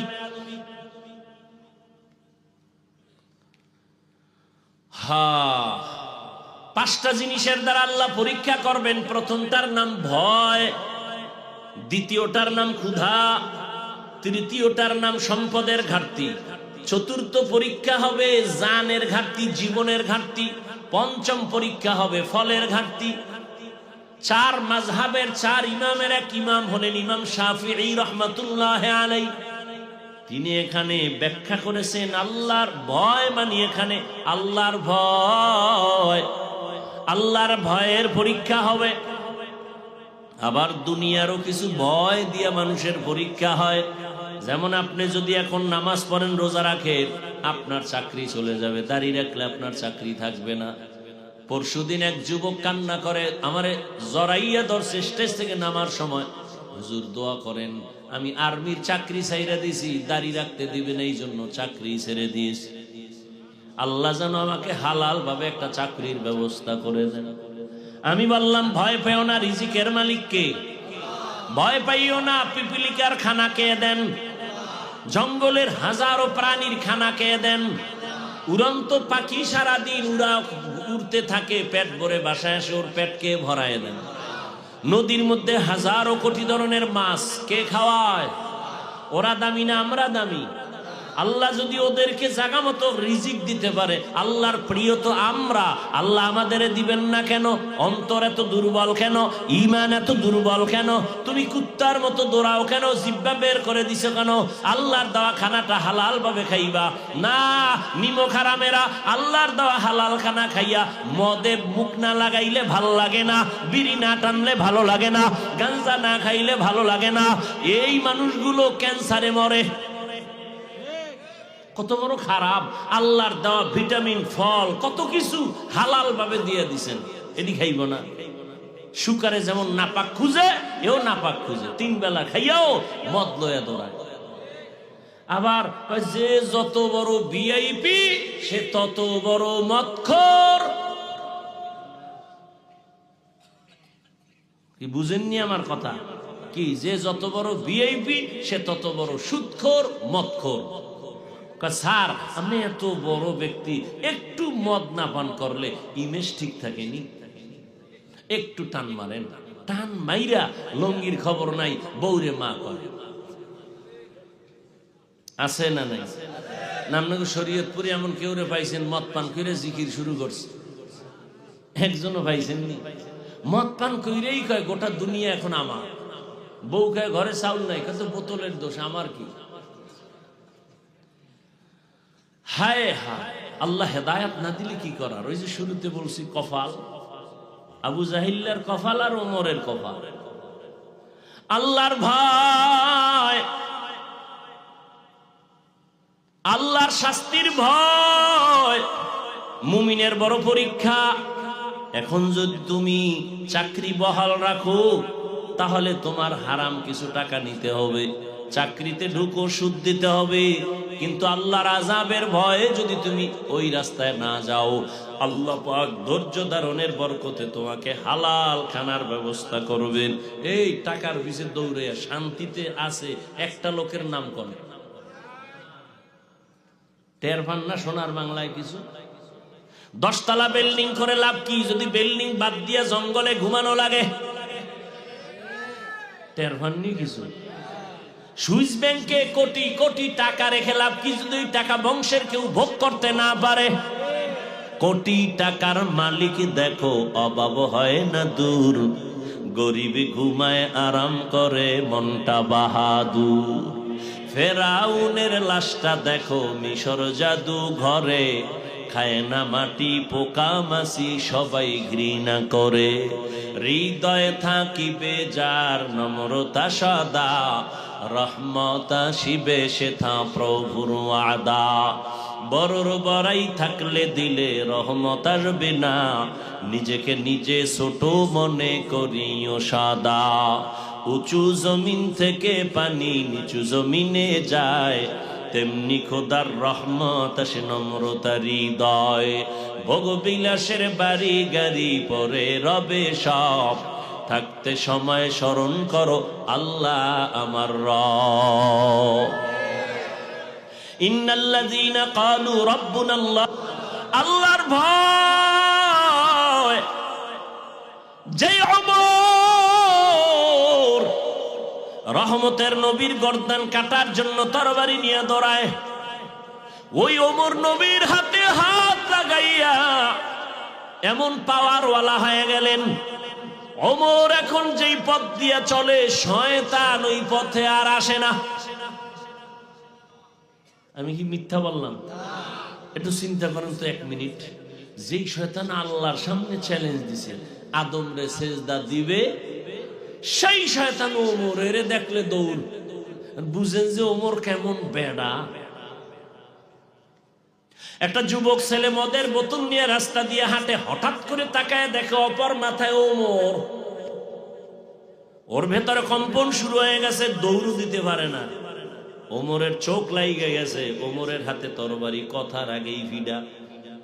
যুবক মদের বোতল ফালাইয়াও দিতে পারে না, বগলের নিচে মদের বোতলটা নিয়ে আসমানে তাকায় কয়, হে মালিক দয়া করে মাফ করে দাও, জীবনে মরে গেল মদ পান করুম না, ওমরের হাত থেকে আমারে বাঁচাও। আমার আর মদের শখ মিটে গেছে, খোদা ওমরে যদি আয়, ও কথার আগে তরবারি ওর হাতেই থাকে, উপায় নাই, তুমি বাঁচাও, জীবনে মদ খামু না, মরে গেল। ওমর সামনে এসে কয়, তোর বোতল দে। যেখানে বাঘের ভয়, যুবক কাঁপতেছে, মদের বোতল দেয় না। ওমর কয়, ভয় পাইস না, বোতলটা দে, গোপন করে লাভ কি?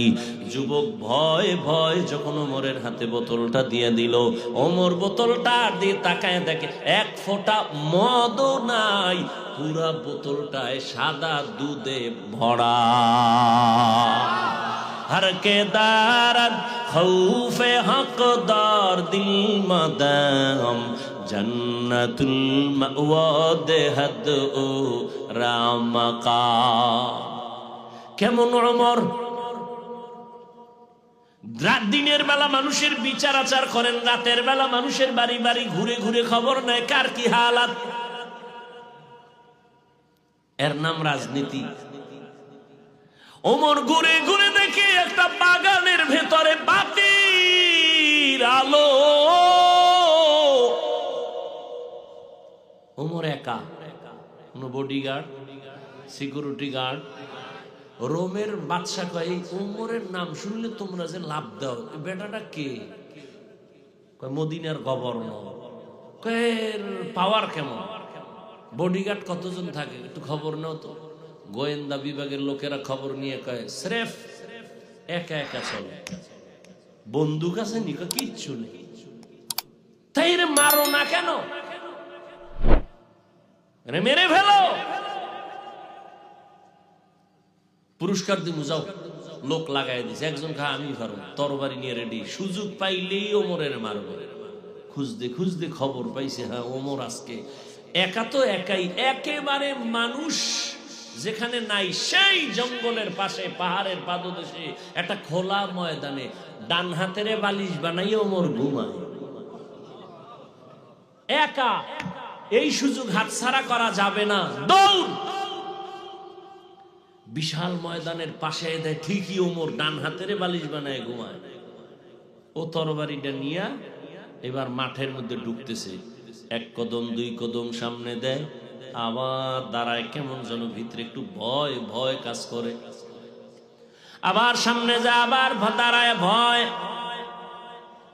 আবার সামনে কদম দেয়, আবার দাঁড়ায় ভয়। এভাবে করতে করতে করতে করতে হঠাৎ ওমরের প্রায় কিনারায় আর 10-12 কদম দিলে মনে হয় কিনারায় চলে যাবে, স্বপ্ন সাকসেস হবে। কিন্তু না, আল্লাহর কুদরত। ওই লোকটা যুবক যখন তরবারি নিয়ে কাছাকাছি গেল, তাকায় দেখে ওমর একা ঘুমায় না, জঙ্গলের একটা বাঘ ওমরের পাহারা দেয়। এ দেখে ভয় পাইছে না, ভয়ের ঠেলায় দৌড় দিবে, কই তরবারি ঘুরে গেছে। ওমর তাকাইছে, তাকায় দেখে অচেনা যুবক। এই যুবক দাঁড়াও। কই তো নাইছো? ভুল হয়ে গেছে। ভুল আর কত ভয় নেই। কি এই খবর? কথা মার বেয়াদবি মাফ করে দেন, আমাকে কালেমা পড়াইয়া দেন। এই ওমর দেখে বাগানের ভিতরে কি জ্বলে গেছেন, ভুলে গেছেন। ওমর একা একা যায় কাছে দাঁড়াইছে, দেখে একটা ছোট ঘর, ভিতরে মহিলার আওয়াজ। মা তার কন্যা মেয়েটাকে বলে, কালকে দুধ বিক্রি করবি, গাভীর দুধ পানি বেশি দিস। কে কয়? মা মেয়েরে কয়। ওমর গোপনে দাঁড়ানো। মেয়ে কয়, মা ওমর যদি টের পায় কল্লা ফেলে দিবে। আম্মা জান কয়, এ কন্যা ওমর দেখবে না। মেয়ে ডাক দিয়ে কয়, আম্মা জান ওমর যদিও দেখবে না, তো ওমরের আল্লাহ তো দেখবেন। ওমর কই? ওমরে ফারুক রাদিয়াল্লাহু আনহু এতটুকু শুনে চলে গেলেন। পরের দিন আদালতে বৈশা মা মেয়েকে ডাকালেন। তারা তো কাঁপতেছে, ওমর ডাকছে মানে ফাঁসি। ভয় সুন্দর চাদর বিছাইয়া পর্দা রক্ষা করে আপ্যায়ন করালেন আর বললেন, আম্মা জান আল্লাহর শুকর, আমি ওমরের খেলাফত সময় এত সুন্দর ফ্যামিলি জমিনে আছে। আপনার কপাল চাঁদ কপাল, একটা স্বর্ণের টুকরা মুক্তা পাইছেন আপনার মেয়েকে। আল্লাহর ভয় এত পরিমাণ তার অন্তরে, এমন মেয়ে পাইছেন আপনি, ধন্য মা।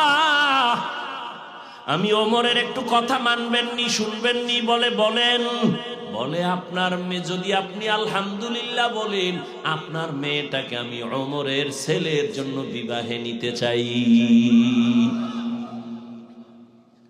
মহিলা কি বলবে? হবে না। খুশি, আল্লাহর শুকর, খলিফাতুল মুসলিমিনের ছেলের কাছে আমার মেয়ে চলে যাবে, আমার কপাল আরো ধন্য। বিবাহ হয়ে গেল,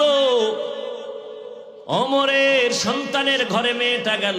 এমন এক আল্লাহর দেয়া মুক্তার সম্পদ, এই মেয়ের গর্বের ধারায় আসছে আর একটা চাঁদের আলো, ওমর ইবনে আব্দুল আজিজ। ওমর ইবনে আব্দুল আজিজ আকাশের আর এক তারকার নাম। জমিনটাকে স্বর্ণ বানায় দিয়ে গেছেন ওমর ইবনে আব্দুল আজিজ। এরে আল্লাহর গোলাম, এটা আল্লাহর দেয়া সম্মান। টাকা দিয়েও কিন্তু সম্মান কিনা যায়, যায় না? কি কয় যায় না? আপনাকে খবরই নেই। চেয়ারম্যানে চেয়ারে বইছে, আপনাকে টাকা দিয়ে বইছে না? তো টাকা দিয়ে কিনছে, আর আপনারাও সেই পায়খানা খাইছেন ভোটের আগের রাইতে,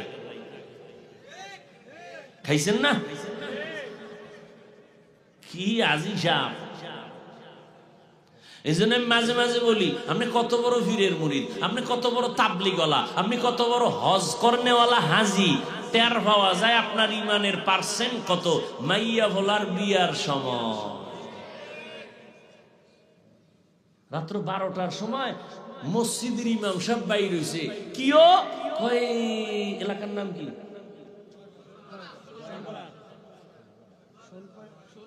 ও আল্লাহ, এই তো কইতে আবার মুখস্থ করা লাগবে আগের থেকে। যাই হোক, ইমাম সাহেব বাইরে ধুম ধুম, কি ভূমিকম্প হইল নি। পাশে হাজী সাহেবের বাড়ি, কেউ হাজী সাহেব, আওয়াজ হয় কি, ঘুম পারতেছি না, জমিন কাঁপতেছে। কেন হুজুর, আপনি দাওয়াত পান নাই? কি আমার সাদে তো মাইয়ার বিয়ার গায়ে হলুদ চলে, আসেনি? গায়ে হলুদ হারাম,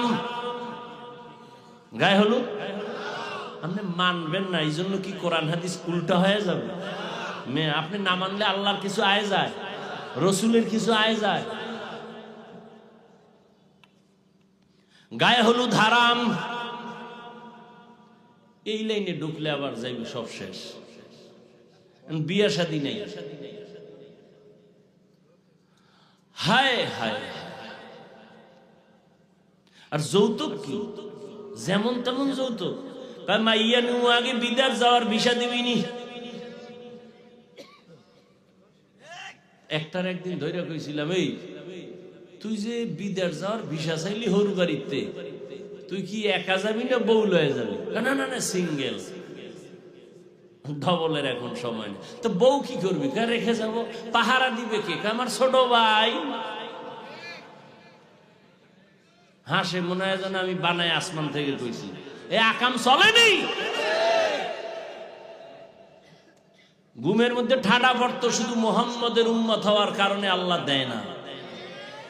ইমামুল আউয়ালিনাল আখিরিন বাহরে সাদকা রাহমাতাল লিল আলামিন সাইয়্যিদুল কাউনাইন খাতমুল মুরসালিন আখিরামত বুদে ফখরুল আউয়ালিন। ভাইরা আমার, আল্লাহর ভয় দিয়া পরীক্ষা নে মুমিন। এখানে আপনারা যারা বসে আছেন সবাই তো মুসলমান মুমিন না? অন্য ধর্মের কেউ আছেন? সবাই মুসলমান তো। আচ্ছা, আপনি যেই মুসলমান, আমিও কি সেই মুসলমান না একটু আলাদা? আপনার আল্লাহ আমার আল্লাহ দুই। জবান খুলেন।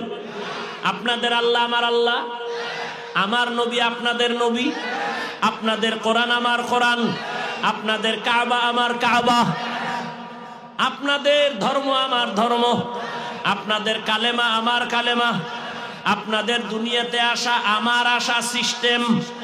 আপনারা লুঙ্গি পরে আসছিলেন। বিদায়বেলা কাফনের সংখ্যা, আমাকেও 3 কাফন, আপনাকেও 3 কাফন, মহিলাদের 5 কাফন, কালার হবে আলাদা। হুজুরদের কালার একরকম, আপনাদের কাফনের কালার আর এক রকম। সব এক। কি কালার? দেখছেন নি কারবার? তো কালো সবুজ লইয়া কিলাকিলি কেন বাংলাদেশে? কালার লইয়াও কিলাকিলি। মানে ধর্ম নিয়ে এই পরিমাণ চালাকি চলে সোনার বাংলায়, পৃথিবীর আর কোথাও চলে না। দেখেন তো ধর্মের কোন কাজের মধ্যে ভেজাল ঢুকায় নাই মুনাফিকরা? ধর্মের যে কোনো কাজে ঢুকবেন সেখানেই একটা ঝামেলা। নামাজে ঢুকছেন, হাত বানবেন কই, ঝামেলা আছে না নাই? আলহামদুলিল্লাহ পড়ছেন, আমিন কেমনে বলবেন, ঝামেলা। তারাবি আসছে, কয় রাকাত পড়বেন, ঝামেলা। এলাকার বড় কেউ মরছে, জানাজা পড়বেন, হেন ঝামেলা। পিছনে আলহামদুলিল্লাহ লাগবে না লাগবে না লইয়া আছে না নাই? আল্লাহ হেদায়াত দান করুন। এখানে আপনারা দুনিয়াতে কাফনের কালার সব এক, কাফনের উপরে লেখা থাকবে বড় হুজুরের লাশ। তুই বাহাদুরি করে লাভ কি? আমি বড় হুজুর, বড় বক্তা, আপনারা শ্রোতা, আপনি ডাক্তার, আমি রোগী, আমি ইমাম, আপনি মুক্তাদি। যতই বাহাদুরি করি না কেন, কাফনের ভেতরে যেদিন ঢুকবেন সব বাহাদুরি বন্ধ হয়ে যাবে। কবরের সাইজও কি?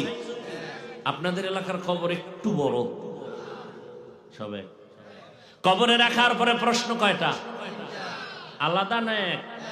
আমাকেও যেই প্রশ্ন, আপনাকেও সেই প্রশ্ন। রবের পরিচয় দাও, ধর্মের পরিচয় দাও, রাহমাতুল্লিল আলামিনের পরিচয় দাও। এবার ভালো করে বুঝো, ও আমার কলিজার যুবক বাবারা, ও পর্দার আড়ালের আম্মা জান বোনেরা, ও বৃদ্ধ বাবাজি, আপনার আমার আল্লাহ এক, নবী এক, কোরআন এক, কাবা এক, ধর্ম এক, কালেমা এক, দুনিয়াতে আসা এক, যাওয়া এক, কাফন এক, কালার এক, কবর এক, প্রশ্ন এক। তাহলে লেবাস পোশাক কেন আলাদা? আমি মুসলমান, টুপি খুলতে চাই না, লজ্জা। আর আপনি কেমন মুসলমান, টুপি দিতে চান না, লজ্জা? আপনি ভিআইপি মুসলমান। আমি মুসলমান, আপনিও মুসলমান। আমি দাড়ি কাটলে লজ্জা পাই, আপনি কেমন মুসলমান যে দাড়ি রাখতে গেলে লজ্জা পান? আমি পর্দা না করলে লজ্জা পাই, আপনি কেমন মুসলমান যে পর্দা করতে গেলে লজ্জা পান? আমি মসজিদে না ঢুকলে লজ্জা পাই, আপনি কেমন মুসলমান যে মসজিদে ঢুকতে গেলে লজ্জা পান? একটু বালিশে মাথা লাগায় চিন্তা করবেন। আমি কিন্তু আপনার এতক্ষণ যে চিল্লাইছি, একবারও বলি না আমার মতো টুপি লাগাও, বলছি? আমি একবারও বলি না কওমি মাদ্রাসায় যাও, দেওবন্দীদের কাছে যাও, পীরের কাছে যাও, তাবলিগে যাও, বলি নাই। কওমি মাদ্রাসায় যাও বলি নাই। বরং কি বলি জানো? ও আমার যুবক বাবারা, আমি তোমাকে দোয়া করে গেলাম। আমি হাফিজুর রহমানের দোয়া কবুলের গ্যারান্টি নাই, তবে ময়দানে কোনো বান্দার আমিন কবুল হলে সবারটাই কবুল হবে। ও যুবক বাবা, আমি তোমাকে এতক্ষণ যত কথা শুনাইলাম, একবারও আমি তোমার বিরুদ্ধে বলি নাই মাদ্রাসায় যাও। আমি হুজুর বানাইতে একজনকে এখানে আসি নাই। আমি আসছি রসুলের আদর্শ মাইনা চলো। তুমি স্কুলে পড়ো, কলেজে পড়ো, চাকরি করো, ব্যবসা করো, ডাক্তার হও, ইঞ্জিনিয়ার হও, প্রফেসর হও, কোনো বাধা নাই।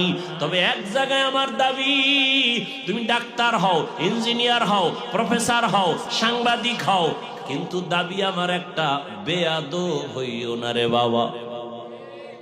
বলবা হাফিজ ভাই বেয়াদব হব না, তার ব্যাখ্যা কি? 3 জায়গায় বেয়াদবি করবি না তো মরার আগে তুই পঙ্গু হয়ে যাবি।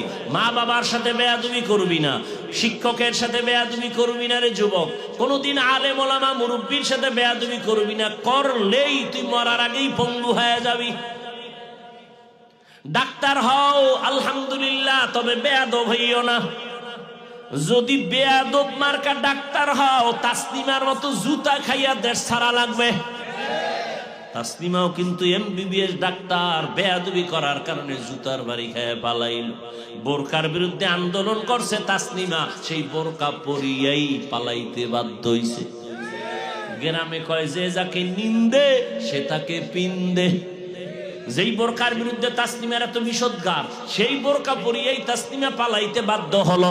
এই জন্য বলছি ডাক্তার হও, তবে সুনামওয়ালা আদর্শ ডাক্তার হও। ডাক্তার এমন ডাক্তার, শুধু শরীয়তপুর না, গোটা বাংলাদেশে একজন ওয়ান পিস সম্মানের ডাক্তার হও, তোমাকে হায়ার করে বিদেশ নিয়ে যাবে, এরকম ডাক্তার নাই।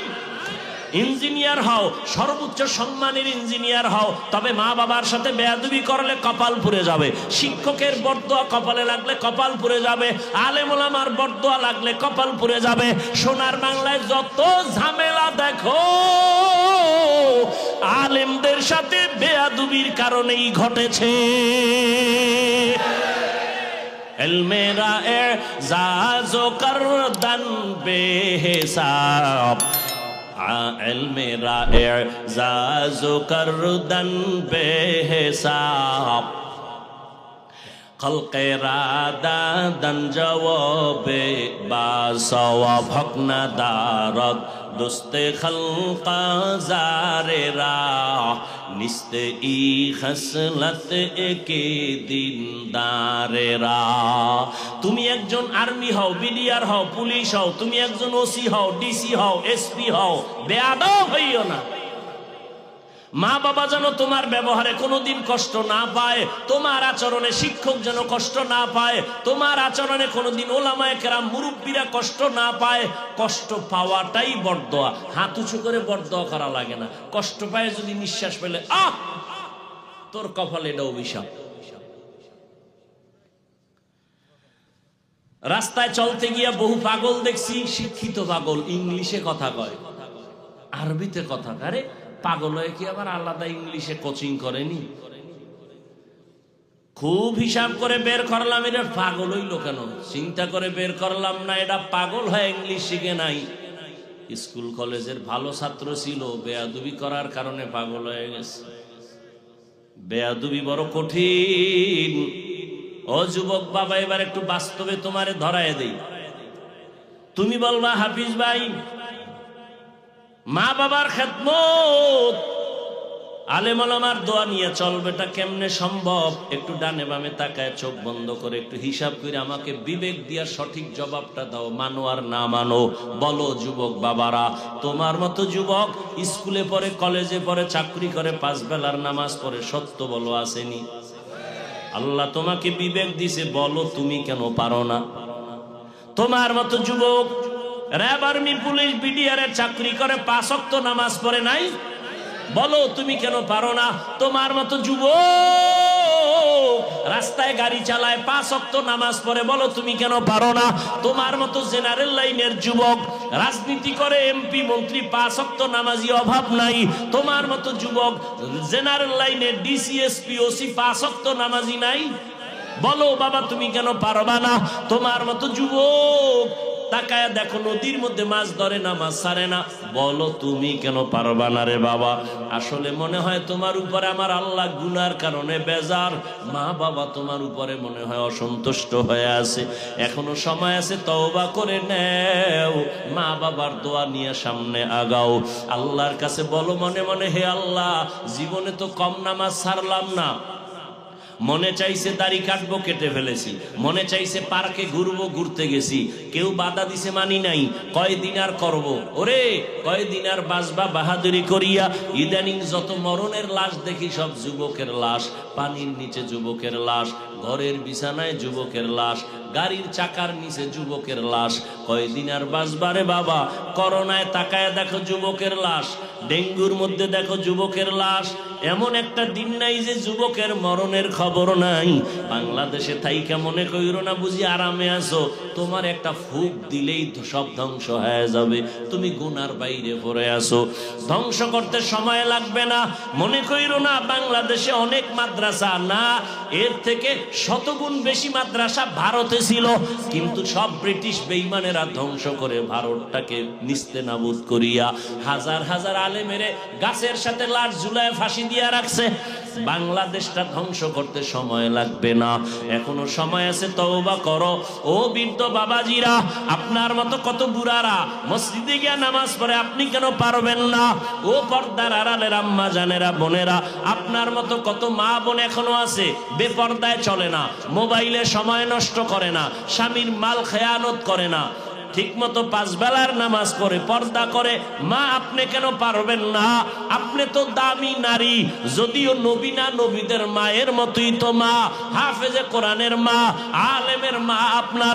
আপনারা তো সাহাবায়ে কেরামদের মায়ের মতো মা, আপনারা তো খাজা মুঈনুদ্দিনের মায়ের মতো মা, বড় পীর আব্দুল কাদের জিলানীর মায়ের মতো মা, আপনারা তো আম্মা জান আয়েশা রাদিয়াল্লাহু আনহার মতো দামি নারী, আপনারা তো খাদিজা রাদিয়াল্লাহু আনহার মতোই নারী, আপনারা তো ফাতেমা রাদিয়াল্লাহু আনহার মতোই নারী।